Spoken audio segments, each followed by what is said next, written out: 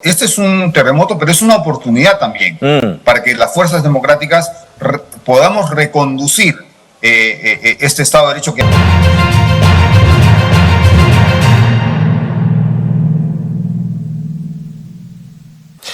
Bueno, les preguntaba hace un ratito, mientras les contaba de toda la información que ha ocurrido esta madrugada con la detención de los asesores de la fiscal Patricia Benavides, con la forma como Patricia Benavides se enfrenta a la fiscal Barreto, cómo sale Rafael Vela de la coordinación de fiscales.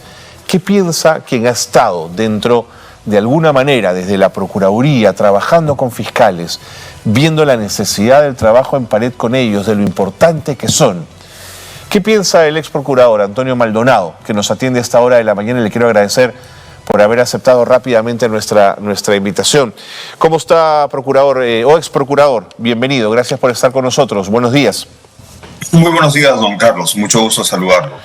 Bueno, las noticias de la mañana no son alentadoras en relación a la institucionalización del Ministerio Público y a su deber. ¿Qué le genera todo esto que estamos contando esta mañana? Mire, don Carlos, son informaciones muy graves, muy delicadas, que en primer lugar, como usted ha señalado, afectan a la institucionalidad del Ministerio Público. Este proceso de desnaturalización de las funciones del Ministerio Público no empezó en la madrugada, ha empezado ya hace algún tiempo. Es un proceso, desde mi punto de vista, de captura del Ministerio Público, la institución más importante en la defensa de la sociedad, en la defensa de la ley, en la defensa de las víctimas, y que ha estado ausente, excepto, lo hemos conocido solamente para estas pequeñas conspiraciones, que digo pequeñas de cara a la historia, porque ¿qué puede importar esto de cara a la historia, de cara al fortalecimiento institucional del Ministerio Público? ¿Qué les puede importar a las víctimas que la señora fiscal de la Nación quiera afirmarse en el poder de cualquier manera, cuando las víctimas están siendo azotadas por la inseguridad ciudadana, por la delincuencia denominada entre comillas extranjera, por organizaciones criminales, etcétera? Entonces, de cara a lo que es y debiera ser el Ministerio Público, solamente esto es el colofón de un proceso de deterioro muy grave, que es muy similar al que empezó después del 5 de abril de 1992, que fue una tragedia y que fue muy grotesco, pero ahora que se produjo de manera muy, digamos, sutil, pero no menos evidente, y que según la resolución del juez Jorge Chávez Santamariz, tiene tres connotaciones criminales, ¿no?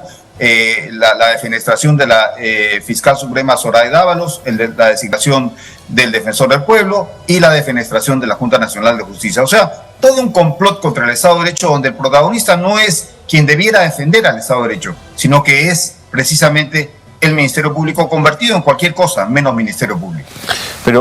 Pero Antonio, el profundo daño que se le hace al Ministerio Público de cara a su labor y a su labor futura es gigantesco, deterioran su capacidad de acción, su día está entretenido en las tramas y en estas pequeñas miserias antes que en la persecución del delito. Así es. Sí, eso es lo que ha venido pasando, y bueno, lo importante es lo que va a pasar a partir de ahora. Yo espero una reacción de la Junta de Fiscales Supremos. Si esta no se produce, van a ser cómplices de esta situación. Espero una reacción de la Junta Nacional de Justicia, a ver si sale de su silencio de estas últimas semanas. Y bueno, esperaría también alguna reacción de algún sector decente del Congreso, a ver si se pronuncia, ¿no? Alguna fuerza política decente habrá, no sé. Dije temprano, y se lo pongo a su consideración, que este es un momento donde el silencio institucional es cómplice. Usted lo sitúa en la Junta de Fiscales, pero también pienso en el Ejecutivo y en otras instancias en nuestra Constitución. Digamos, todas las instituciones dependen una de las otras, viven en equilibrio, ¿no es cierto? ¿Deben o no deben pronunciarse frente a esto? Sí, mire, esto es un terremoto político e institucional. Y quien no se pronuncie claramente, con ideas claras, por supuesto, ideas claras de rechazo al complot que se está develando en esta investigación valiente, va a terminar ser arrastrado por este tsunami. Y yo creo que Si el gobierno de la señora Boluarte quiere seguir navegando en las aguas ambiguas en las que ha venido navegando, queriendo complacer a sus amigos del Congreso, etcétera, bueno, va a ser arrastrado por ese tsunami. Yo creo que este es un detonador de una crisis institucional que ya tiene hastiada a la población y que simplemente va a agravarse y va a llevarse de encuentro a todos aquellos que no tengan las ideas claras y que pretendan tener una posición de colusión o de complicidad con lo que se está denunciando e investigando de manera muy grave y delicada.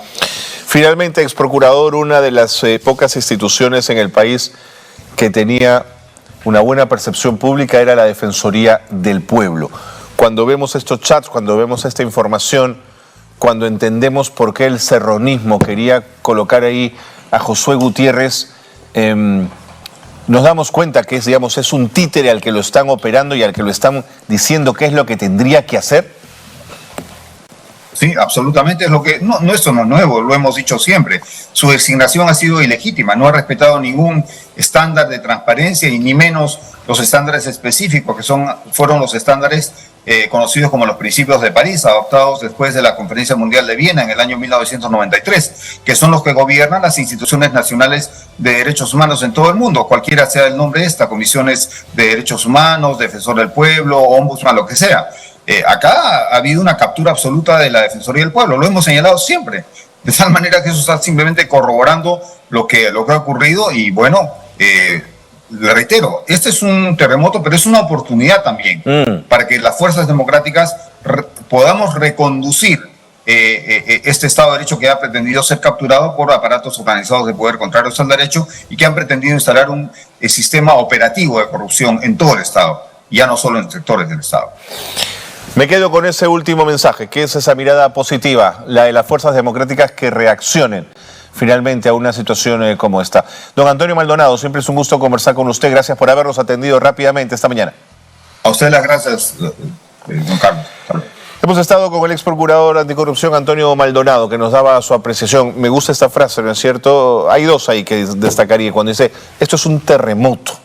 Es un terremoto en una institución fundamental como es el Ministerio Público, donde las migajas, las luchas por el poder, las pequeñas prebendas son más importantes que su propia razón de ser. Y lo segundo es ese final que les comentaba, ¿no es cierto? ¿Dónde están ahora las fuerzas democráticas que deben de alguna manera presentar batalla ante el grupo pues de enanos en el sentido de pequeños pero poderosos, ¿no? Que hay muchos además, a los que hay que vencer, a los que hay que con el derecho y con la ley demostrarles que no se van a adueñar del país. Esa es la disputa y ese es un tema complicado.